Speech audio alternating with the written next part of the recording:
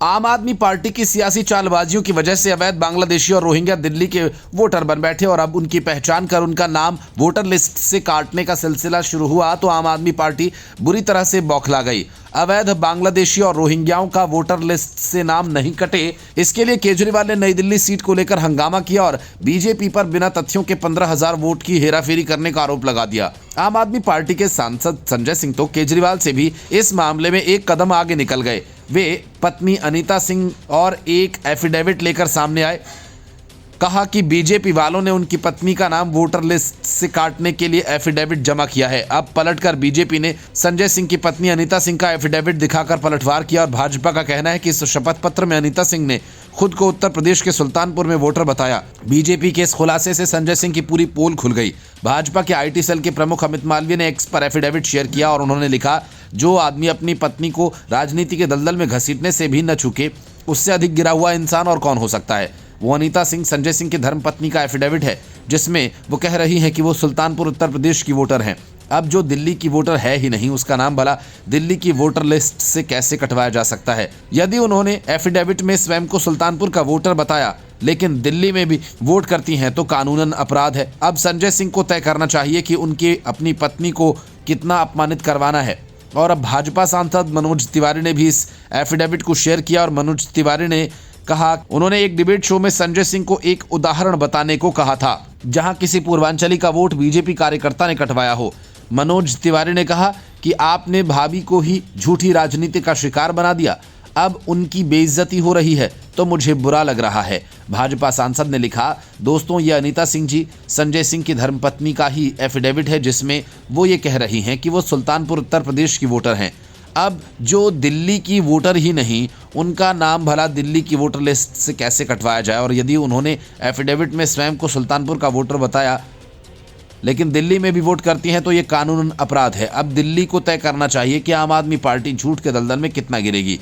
Illegal Bangladeshi घुसपैठियों और रोहिंग्याओं को बचाने के लिए बीजेपी की तरफ से इसे गंभीर मामला करार देते हुए चुनाव आयोग से तुरंत कार्यवाही की मांग की गई। संजय सिंह की तरफ से बीजेपी नेताओं पर झूठ बोलने का आरोप लगाते हुए उन्हें कोर्ट में घसीटने की धमकी दी गई। संजय सिंह का कहना है कि वो इस मामले को हल्के में नहीं लेंगे और मनोज तिवारी और अमित मालवीय के खिलाफ मानहानि का केस करेंगे। संजय सिंह ने कहा कि भारतीय जनता पार्टी का जन्म झूठ बोलने के लिए हुआ। जब भी बीजेपी का नेता कुछ बोले तो उसे रीचेक कर लीजिए। मैंने पूर्वांचलियों के वोट कटवाए जाने का मुद्दा उठाया था तो उन्होंने रोहिंग्या और बांग्लादेशी कहा। जब मैंने ये मुद्दा उठाया तो उन्होंने बदला लेने के लिए मेरी पत्नी का ही वोट कटवाने की एप्लीकेशन दे दी। संजय सिंह ने कहा कि बीजेपी के झूठों का सेल एक्टिव हो गया है और झूठ का IT सेल चला रहे हैं अमित मालवीय।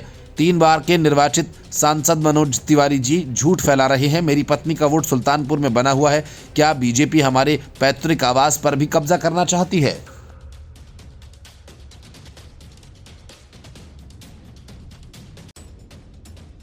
अरविंद केजरीवाल ने दिल्ली में चुनावी वादों की झड़ी लगा दी। एक के बाद एक वादे, हर दिन एक वादा। ताजा वादा पुजारियों और ग्रंथियों को वेतन देने का है जिसका रजिस्ट्रेशन केजरीवाल खुद शुरू करेंगे। लेकिन दूसरी तरफ दिल्ली पुलिस ने कई टीम्स गठित कर दी और जो पता करेगी कि महिला सम्मान और संजीवनी योजना के नाम पर फर्जी रजिस्ट्रेशन कौन करवा रहा है। जाहिर है कि पुलिस इस मामले में गिरफ्तारियां भी करेगी। इसलिए दिल्ली की सड़कों पर कल तक गुलजार आम आदमी पार्टी के रजिस्ट्रेशन कैंप्स सुनसान हो गए। कुर्सी टेबल बोर्ड सब लगा है लेकिन वहां बैठने वाला कोई नहीं। अरविंद केजरीवाल भले ही बीजेपी नेताओं को पाप लगने का शराब दे रही हूं लेकिन मुख्यमंत्री महिला सम्मान योजना से जुड़ी शिकायत तो कांग्रेस नेता संदीप दीक्षित ने की। उपराज्यपाल ने दिल्ली पुलिस कमिश्नर से जांच के लिए यह पता करने को कहा क्या कोई अनधिकृत व्यक्ति दिल्ली की महिलाओं को मिलकर सम्मान योजना के लिए फॉर्म भरवा रहा है। बड़ा सवाल यह कि अनधिकृत व्यक्ति कौन हो सकते हैं। दिल्ली सरकार के अफसरों की तरफ से अखबारों में दिए गए विज्ञापन के हिसाब से देखें तो योजना के लिए अधिकृत व्यक्ति तो कोई हो ही नहीं सकता क्योंकि योजना को लेकर कोई नोटिफिकेशन तो जारी किया नहीं गया। जांच के आदेश पर अरविंद केजरीवाल कहते हैं बीजेपी महिला सम्मान और संजीवनी योजनाओं से परेशान है क्योंकि वो दिल्ली चुनाव हार रही है। महिला सम्मान कार्ड संजीवनी योजना के लिए लाखों लोग रजिस्ट्रेशन करवा रहे हैं। अरविंद केजरीवाल दावा करते हैं कि उन्होंने बीजेपी के लोगों ने उनके पंजीकरण शिविरों पर उत्पात मचाना शुरू कर दिया। योजनाओं के लिए लोगों का रजिस्ट्रेशन रोकने के लिए वे हमारे शिविरों में गुंडे भेज रहे हैं। पंजीकरण प्रक्रिया को रोकने के लिए दिल्ली पुलिस के कैंप्स में भेजा जा रहा है। अरविंद केजरीवाल ने दिल्ली शराब नीति केस में प्रवर्तन निदेशालय के जेल भेजे जाने के बाद जमानत पर छूटते ही मुख्यमंत्री पद से इस्तीफा दे दिया था। अरविंद केजरीवाल का कहना है कि अब वो जनादेश लेकर ही मुख्यमंत्री बनेंगे। केजरीवाल के मुताबिक जनादेश तक वो दिल्ली में अग्नि परीक्षा देंगे। जब तक अरविंद केजरीवाल मुख्यमंत्री थे, शुरू से ही उनका दिल्ली के उपराज्यपाल से टकराव होता रहा। मामले को लेकर अरविंद केजरीवाल सुप्रीम कोर्ट तक गए, लेकिन आखिर में केंद्र सरकार ने दिल्ली सेवा कानून बनाकर दिल्ली सरकार और मुख्यमंत्री अधिकारों की हथबंदी कर दी।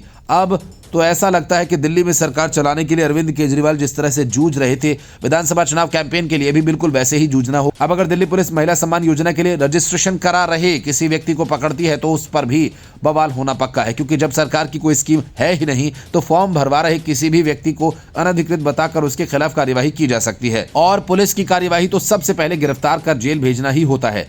जेल भेजे जाने और कोर्ट में पेशी तक पकड़े गए व्यक्ति का जो वक्त पुलिस कस्टडी में गुजरता है तो वो भयावह ही होता है। फिर भला कौन कार्यकर्ता पुलिस के खौफ से फॉर्म भरवाने जाएगा? भला मुफ्त की चीजें जो दिल्ली सरकार दे रही है उसमें और अभी अरविंद केजरीवाल जो घोषणाएं कर रहे हैं, बड़ा फर्क है। अभी जो रजिस्ट्रेशन कराए जा रहे हैं, ऐसे काम कई राजनीतिक दल करते रहते हैं। कांग्रेस की ऐसी ही एक योजना को लेकर लोग उनके दफ्तरों पर प्रदर्शन भी कर रहे थे। दरअसल अरविंद केजरीवाल अलग तरीके से बीजेपी को घेरने की कोशिश कर रहे हैं और उसकी काट में ये सब रिएक्शन देखने को मिल रहा है। जैसे केजरीवाल ने वोटर लिस्ट से बड़ी संख्या में नाम डिलीट करने का आरोप लगाया। आम आदमी पार्टी नेता संजय सिंह ने तो अपनी पत्नी का ही नाम कटवाने का इल्जाम लगा दिया। बीजेपी उल्टा संजय सिंह पर ही बरस पड़ी।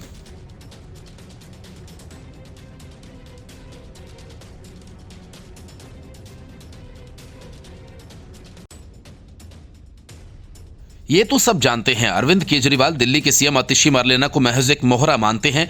मतलब कि दिल्ली के सीएम की हैसियत केजरीवाल की नजर में दो कौड़ी की भी नहीं। लेकिन जब केजरीवाल ने आतिशी मरलेना को डमी सीएम कह डाला तो उन्हें लेने के देने पड़ गए। केजरीवाल के इस बयान से दिल्ली के एलजी वीके सक्सेना बुरी तरह से भड़क गए और उन्होंने मुख्यमंत्री आतिशी को एक पत्र लिखा और कहा कि कुछ दिनों पहले एक सवाल के जवाब में अरविंद केजरीवाल ने आपको काम चलाऊ सीएम कहा था। ये मुझे बेहद आपत्तिजनक लगा। मैं इससे बहुत आहत हूं। उन्होंने कहा कि यह न सिर्फ आपका अपमान है बल्कि आपके नियोक्ता देश की राष्ट्रपति और उनके प्रतिनिधि के रूप में मेरा भी अपमान है। उपराज्यपाल ने पत्र में कहा कि आपके पूर्ववर्ती मुख्यमंत्री अरविंद केजरीवाल ने मीडिया में आपको सार्वजनिक रूप से एक अस्थायी काम चलाऊ मुख्यमंत्री घोषित किया। ये मुझे बहुत आपत्तिजनक लगा और मैं इससे आहत हुआ। ये न केवल आपका अपमान था बल्कि आपके नियोक्ता महामहिम भारत की राष्ट्रपति और उनके प्रतिनिधि के रूप में मेरा भी अपमान था। उन्होंने कहा कि अस्थायी या काम चलाऊ मुख्यमंत्री की जो सार्वजनिक व्याख्या केजरीवाल ने की उसका कोई संवैधानिक प्रावधान नहीं है और ये बाबा साहेब अंबेडकर द्वारा रचित संविधान में निहित लोकतांत्रिक भावना और मूल्यों की निंदनीय अवहेलना भी है। उपराज्यपाल वीके सक्सेना ने आगे कहा कि जिन परिस्थितियों में आपको सीएम बनाया गया उन सभी बिगड़ी चीजों को 3-4 महीनों में ठीक कर पाना कितना संभव है ये साफ है, लेकिन फिर भी इन सभी क्षेत्रों में विफलताओं की जिम्मेदारी आप ही की मानी जाएगी। उन्होंने कहा कि जिस तरह केजरीवाल ने आपकी उपस्थिति में अनधिकृत रूप से वरिष्ठ नागरिकों और मुख्यमंत्री के नाम पर ही महिलाओं से जुड़ी योजना की हवाई घोषणाएं की, इससे मुख्यमंत्री के पद और मंत्री परिषद की गरिमा भी धूमिल हुई है। दिल्ली के ही 2 विभागों ने पब्लिक नोटिस निकालकर लोगों को सावधान किया। यह घटना अभूतपूर्व है और आपके लिए भी असहज करने वाला रहा होगा। दिल्ली की समस्याओं के बारे में बताते हुए एलजी ने यह खत सीएम आतिशी को लिखा कि पूर्व मुख्यमंत्री आपको जेल भिजवाने की बात कह चुके हैं, लेकिन ये पूरी तरह से गलत है। आपके खिलाफ किसी भी तरह की जांच नहीं की जा रही और न ही ऐसा करने के बारे में कभी कोई बात हुई। खुद परिवहन विभाग के अतिरिक्त मुख्य सचिव ने भी इस बारे में आपको बताया। दिल्ली की समस्याएं गिनाते हुए एलजी ने कहा कि पिछले 10 सालों में यमुना की बदतर हालत हो या पीने के पानी की कमी, कचरे के पहाड़ों का मुद्दा या औद्योगिक क्षेत्रों में बुनियादी सुविधाओं की कमी, अब तक समस्याएं दूर नहीं हो पाई। आपको अस्थायी और काम चलाऊ घोषित किया जा चुका है। ऐसे में 3-4 महीने में आपके लिए इन समस्याओं को दूर कर पाना असंभव है। फिर भी इन विफलताओं की जिम्मेदारी आप ही की मानी जाएगी।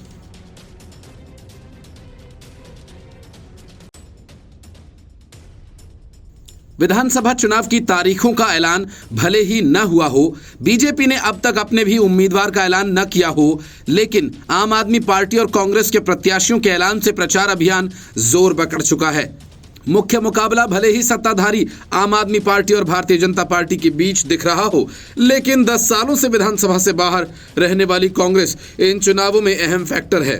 दिल्ली का चुनावी ऊंट किस करवट बैठेगा, ये काफी हद तक कांग्रेस की मजबूती और कमजोरी पर निर्भर करता है। पिछले 3 चुनाव के नतीजों के विश्लेषण से तो यही पता चलता है। भ्रष्टाचार विरोधी आंदोलन की कोख से जन्मा आम आदमी पार्टी जब 2013 में पहली बार चुनावी मैदान में उतरी तो उसने सबको चौंकाते हुए 28 सीटों पर कब्जा किया। 31 सीटों के साथ भाजपा सबसे आगे थी और 15 साल के शासन के बाद कांग्रेस 8 सीटों पर सिमट गई। तब भाजपा को 33.3% वोट शेयर मिला था तो आम आदमी पार्टी को 29.7% वोट शेयर मिला था।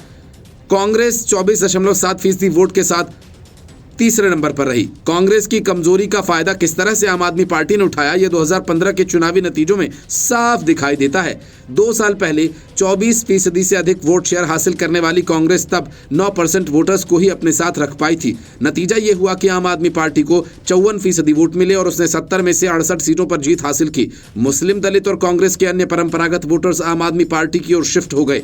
तब से ये वोटर्स उसी के साथ हैं। साल 2020 के विधानसभा चुनाव में कांग्रेस और ज्यादा कमजोर हो गई। यही वजह है कि पहले से अधिक वोट शेयर लाकर भी भाजपा महज 8 सीटों पर जीत हासिल कर सकी और आम आदमी पार्टी ने 62 सीटों पर जीत दर्ज की। पिछले चुनाव में आम आदमी पार्टी को 53.8% वोट्स मिले तो भाजपा ने करीब 39% वोट पर कब्जा किया था। कांग्रेस तब 9 से घटकर 4.3% वोटों पर सिमट गई। कांग्रेस के और अधिक वोटर्स के आम आदमी पार्टी में शिफ्ट हो जाने की वजह से भाजपा 8 सीटों पर ही सिमट गई। दिल्ली में विधानसभा चुनाव का नतीजा काफी हद तक इस बात पर निर्भर करेगा कि कांग्रेस अपने वोटर्स को वापस अपनी ओर खींच पाती है या नहीं। पार्टी ने इस बार काफी होमवर्क करने के बाद आधी से अधिक सीटों पर प्रत्याशियों की घोषणा की। अरविंद केजरीवाल के खिलाफ वहां पूर्व सीएम शीला दीक्षित के बेटे संदीप दीक्षित को उतारा गया। जंगपुरा से फरहद सूरी को टिकट देकर मनीष सिसोदिया की मुश्किलें बढ़ाने का पूरा इंतजाम किया गया। मुस्लिम और दलित वोटर्स को ध्यान में रखकर कई सीटों पर मजबूत प्रत्याशियों को उतारा गया और कई सीटों पर नए और युवा चेहरों को मौका देकर अपना हाल बदलने की कोशिश की गई। केजरीवाल पर आक्रामक रुख के जरिए पार्टी खुद को टक्कर में लाने की कोशिश में जुटी है, लेकिन कांग्रेस इस बार केजरीवाल के लिए खुला मैदान छोड़ने के मूड में कतई नहीं है। कांग्रेस के इस तेवर ने केजरीवाल की चिंता बढ़ा दी है। पार्टी के रणनीतिकार जानते हैं कि यदि कांग्रेस अपने वोट बैंक का एक बड़ा हिस्सा अपनी ओर खींचने में कामयाब रही तो उसके लिए मुश्किल बढ़ जाएगी। कांग्रेस अपने वोट बैंक को जिस हद तक अपने पाले में वापस लाएगी उतना ही नुकसान केजरीवाल को होगा और अगर कांग्रेस 15% तक भी वोट हासिल कर पाती है तो केजरीवाल की दिल्ली से विदाई तय है। Bureau report, news of India.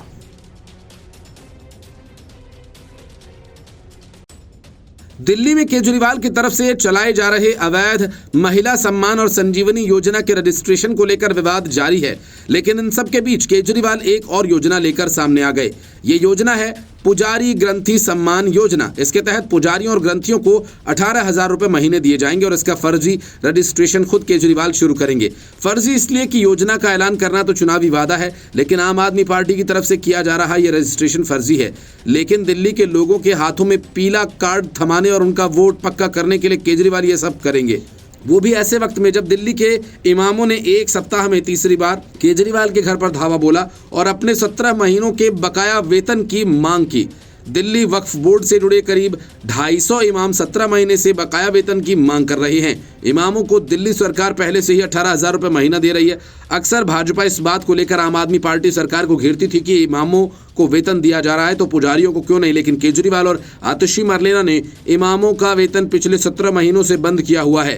Kejriwal के इस रवैये से नाराज इमाम उनके आवास पर धरना देने की तैयारी कर रहे हैं।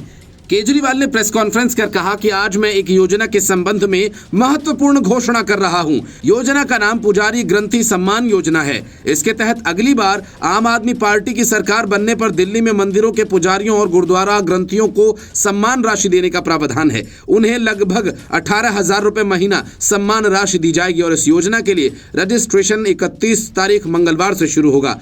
केजरीवाल ने कहा कि मैं खुद इस योजना का रजिस्ट्रेशन शुरू करने के लिए कनॉट प्लेस स्थित हनुमान मंदिर जाऊंगा और इसके बाद बाकी जगह ये रजिस्ट्रेशन शुरू होगा। पुजारी ग्रंथी सम्मान योजना का ऐलान करते हुए केजरीवाल ने कहा कि ये देश में पहली बार हो रहा है। पुजारी एक ऐसा वर्ग है जिसने पीढ़ी दर पीढ़ी संस्कारों को आगे बढ़ाया। उन्होंने कभी अपने परिवार पर ध्यान नहीं दिया और हमने कभी उन पर ध्यान नहीं दिया। इससे पहले अरविंद केजरीवाल ने 2025 में उनकी सरकार बनने पर 18 साल से ऊपर की सभी महिलाओं को 2100 रुपये महीना सम्मान निधि देने, बुजुर्गों को मुफ्त मुफ्त इलाज के लिए संजीवनी योजना और ऑटो रिक्शा में ऑटो चालकों के लिए कई लोक लुभावन घोषणाएं की थी। वहीं दूसरी ओर दिल्ली की मस्जिदों के इमामों को वेतन न मिलने के मुद्दे पर अरविंद केजरीवाल के आवास के बाहर इमामों ने प्रदर्शन किया।